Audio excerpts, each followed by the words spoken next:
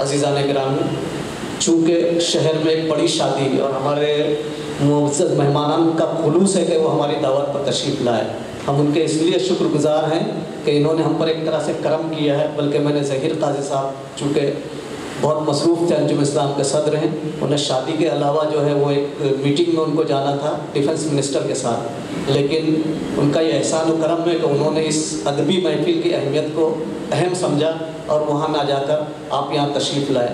ہم حد سے زیادہ آپ کے شکر گزار ہیں۔ آپ کے ذمہ رسم اجرا کی تقریب ہے، ہم اس پروگرام کو بالکل مختصر کریں گے کیونکہ ہمیں معلوم ہے آپ لوگوں کو وہاں SNDT یونیورسٹی جانا ہے جو یہاں سے کافی دور ہے۔ تو میں مختصر کرتے ہوئے صرف ہمارے 2 مقرر ہیں جو مختصراً بولیں گے، رشید قاسمی صاحب جو یہاں جلگاؤں سے تشریف لائے ہیں، میں انہیں آواز دے رہا ہوں کہ وہ آئیں اور اپنے خیالات کا اظہار فرمائیں۔ جناب رشید کے صدر محترم، معزز مہمانان اور سامعین کرام، یہاں پر شاید برادران امتیاز اور اردو آغاز نے میرا انتخاب اس لیے کیا کہ ظفر غورب پوری زمین سے جڑے ہوئے شاعر تھے اور میں زمین سے جڑا ہوا اہل قلم ہوں، بہت چھوٹا۔ ظفر غورب پوری آسمان میں جو مراٹھی خبروں کا ترجمہ ہوتا ہے وہ یہ فخر کرتا ہے۔ میں 2-3 واقعات، چھوٹے چھوٹے واقعات بیان کر کے اپنی بات ختم کروں گا۔ 25 برس قبل تقریباً ادھر کی بات ہے، مالیگاؤں میں ہفتہ روزہ بے باک کا سالنامہ اس کا اجرا طے پایا تھا۔ وہاں پر مشاعرے کا اہتمام بھی تھا۔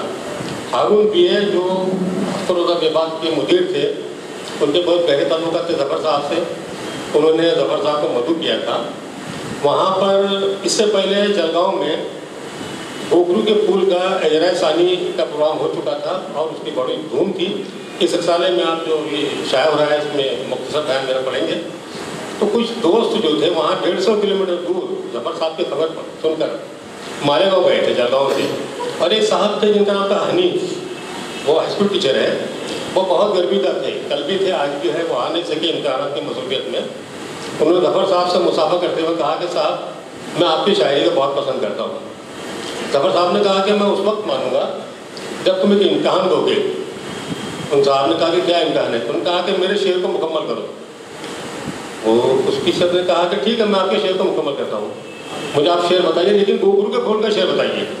گوگرو کے پھول کا جو بھی شعر کہیں گے آپ میں اس کو مکمل کر دوں گا۔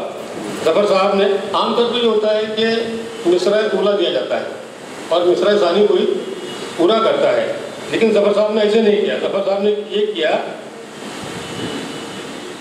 کہ انہوں نے کہا کہ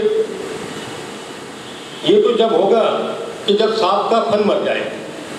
ظفر صاحب نے مصرع دیا مصرع ثانی، اب وہ شخص کو مصرع اولا لانا ہے۔ یہ تو جب ہوگا کہ جب صاحب کا فن مر جائے۔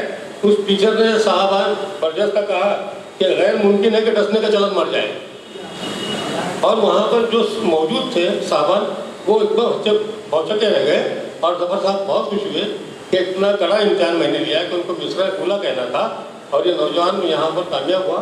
انہوں نے اس کی پیٹھ تھپتھپائی، مبارکباد دی۔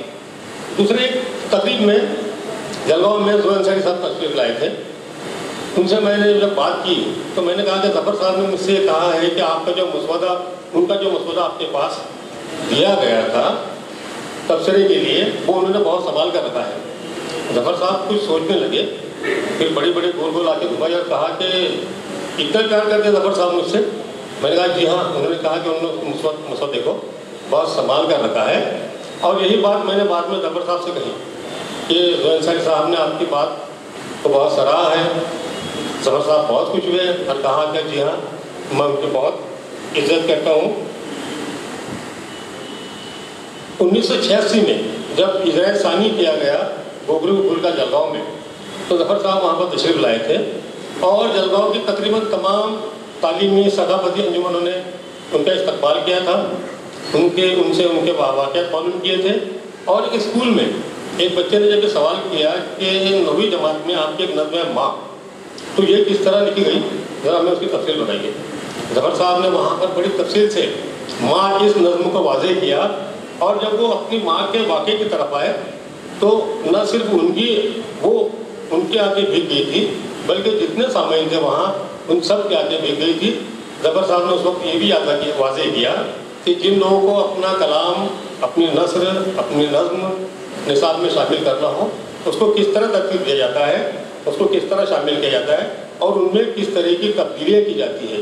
इन तमाम बातों से वहाँ सामीन बहुत महसूस हुए और उन्हें लगा कि ये एक शायर नहीं है, ये हमारा रहनुमा भी है।